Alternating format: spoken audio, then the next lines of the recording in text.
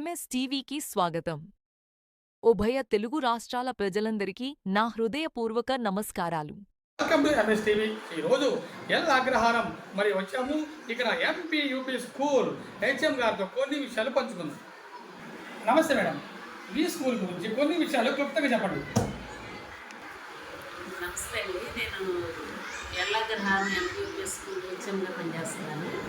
మా స్కూల్లో first class నుండి 8th క్లాస్ వరకు క్లాసెస్ రన్ అవుతూ ఉంటాయి. ఈ క్లాసెస్లో పిల్లలందరికీ కూడా టీచర్స్ అందరం రెగ్యులర్గా పీరియడ్ వైజ్ వాళ్ళ లెవెల్ని బట్టి కోచింగ్ ఇస్తూ ఉంటాము. పిల్లలకి చాలా డిసిప్లిన్ నేర్పిస్తూ ఉంటాం. తర్వాత ఎండిఎం ఉంటుంది. నెక్స్ట్ తల్లికి వందనం కూడా పిల్లలందరికీ ఇవ్వటం జరిగింది లాస్ట్ ఇయర్. మెయిన్ మా స్కూల్లో సరిపడా టీచర్స్ ఉన్నారండి.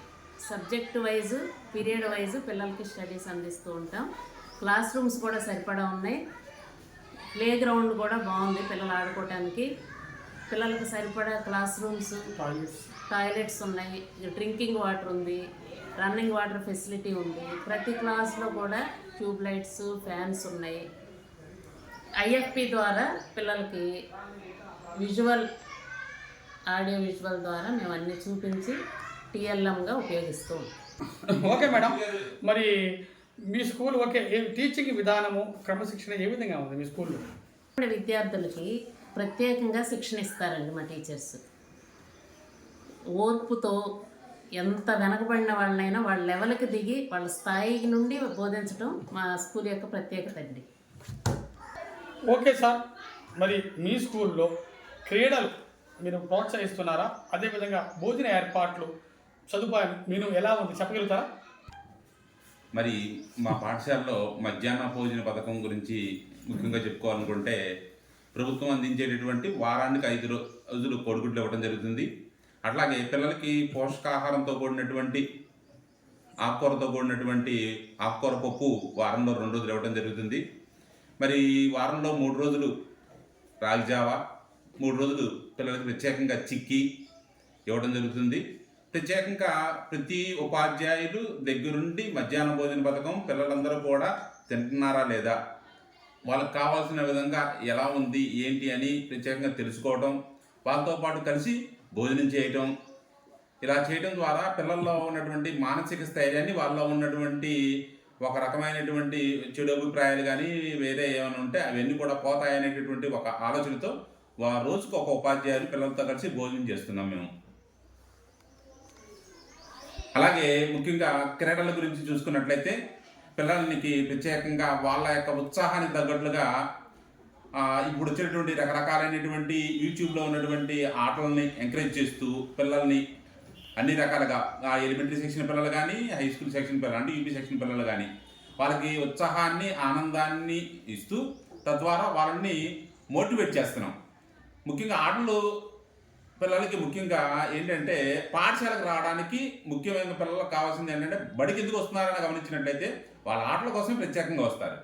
అందులో భాగంగా పిల్లలకి ఎలిమెంటరీ సెక్షన్ పిల్లలకి వాళ్ళ స్థాయికి తగ్గట్లుగా ఆటలాడించుతాం. అలాగే యూపీ సెక్షన్ తీసుకున్నట్లయితే 6-7 తరగతులకి పిల్లలకైతే త్రోబాల్, టెన్నికాయలు, అలాగే వాలీబాల్, మగ పిల్లలకైతే ప్రత్యేకంగా వాలీబాల్, ఖోఖో ఇలాంటి ఆటల్లో కూడా వాళ్ళకి ప్రత్యేకమైనటువంటి శిక్షణను ఇస్తూ వాళ్ళకి మానసిక స్థైర్యాన్ని పెంపొందిస్తూ వాళ్ళకి శారీరకమైన ద్రాఢ్యాన్ని కలిగించడానికి ఎంతో కృషి చేస్తున్నాము.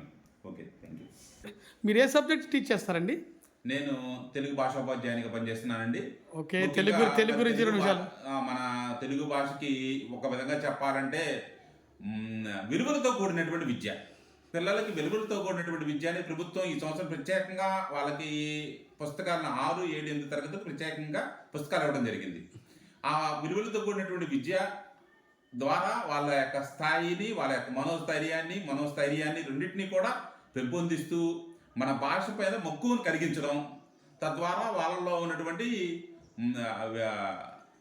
మానసిక స్థైర్యాన్ని పెంపొందిస్తూ విలువలను అందించడం ద్వారా భాష మీద ఎక్కువని కేంద్రీకృతం చేయడానికి ఎంతో కృషి చేస్తున్నామండి.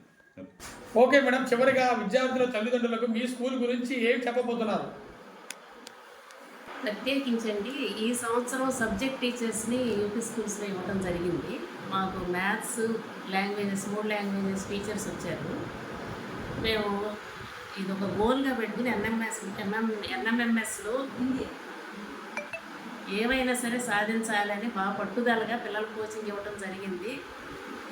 మా కృషి ఫలితమేమో అనుకుంటున్నాం మేము. ఒక పాప సర్టిఫికేట్ వెరిఫికేషన్కి కాల్ వచ్చింది, సర్టిఫికేట్ సబ్మిట్ చేసాము, అమ్మాయి సెలెక్ట్ అవుతుందని ఆశిస్తున్నాం. ఇది మేము చాలా ఈ సంవత్సరం చాలా సాటిస్ఫై అయ్యే విషయం అండి ఇది. Congratulations madam. ఇంకా ప్రియమైన తల్లిదండ్రులారా, మన ఊర్లో ఉన్న పాఠశాలలో మన పిల్లల్ని జాయిన్ చేసి క్వాలిఫికేషన్స్ ఉన్న టీచర్స్ బోధిస్తుండగా వేరే స్కూల్కి వెళ్ళాల్సిన అవసరం లేదు. ఆ పాఠశాలలో ఈ చిన్న క్లాసెస్కి అనవసరంగా డబ్బులు వేస్ట్ చేసుకొని క్వాలిటీ ఎడ్యుకేషన్ ఇచ్చే ఈ స్కూల్ను వదలటం కూడా కరెక్ట్ కాదు. కాబట్టి మీ పిల్లల భవిష్యత్తు మా చేతిలో పెడితే మేము వాళ్ళని విలువలతో కూడిన విద్యను అందించి మంచి పౌరులుగా తీర్చిదిద్దుతామని హామీ ఇస్తున్నాం. మీరు ప్రతి ఒక్కళ్ళు ఊర్లో ఉన్న ప్రతి వాళ్ళు కూడా మన స్కూల్లో పిల్లల్ని జాయిన్ చేసి స్కూల్ పరువుని మన ఊరు పరువుని కూడా మొదటి మెట్టులో నిలబెడదామని మేము మీకు హామీ ఇస్తూ మిమ్మల్ని ఎంకరేజ్ చేస్తూ ఉన్నాం. చెప్పండి మేడం, మరి మీ స్కూల్లో కానీ కూడా అన్ని స్కూల్ లాగానే ప్రభుత్వ కార్యక్రమాలు ఎఫ్ఎల్ఎన్ చేయగలి ఏమైనా ఫాలో అవుతున్నారా? నమస్తే అండి. మా స్కూల్లో 75 రోజుల జిఎఫ్ఎల్ఎన్ ప్రోగ్రామ్ స్టార్ట్ చేసాము. స్టార్టింగ్ నుంచి ఎండింగ్ వరకు 75 డేస్ డే వైజ్గా అన్నీ చెప్పాము. పిల్లలు ఇప్పుడు స్ట్రీమ్లో ఉన్న పిల్లలు కూడా మొత్తం అందరూ స్కైలోకి వచ్చేసారు. మా స్కూల్ని స్కై స్కూల్గా డిక్లేర్ చేసేసామండి. ఇది థ్యాంక్ యూ సార్. మాకు ఇది చాలా మంచి అచీవ్మెంట్ అండి. గవర్నమెంట్ కూడా మాకు మంచి ఆపర్చునిటీ ఇచ్చింది. ఎవరైతే వెనకబడి ఉన్నారో పిల్లలు వాళ్ళందరినీ కూడా మేము కవర్ చేసుకొని స్థాయిలోకి తెచ్చి ప్రతి ఒక్కరు చదవడం రాయడం సొంతంగా వాళ్ళే ఒక సెంటెన్స్ని ఫ్రేమ్ చేయడం కూడా చిన్నపిల్లలు ఫస్ట్ సెకండ్ పిల్లలు కూడా నేర్చుకునేటట్టు చేయగలిగాము. దానికి చాలా సంతోషంగా ఉంది. మేము ఇలా చేస్తున్నాం కాబట్టి ప్రైవేట్ స్కూల్స్కి వెళ్ళాల్సిన అవసరం లేదు. పిల్లలందరూ మా దగ్గరికి వస్తే చక్కటి ఎడ్యుకేషన్ అందిస్తామని మేము హామీ ఇస్తాం.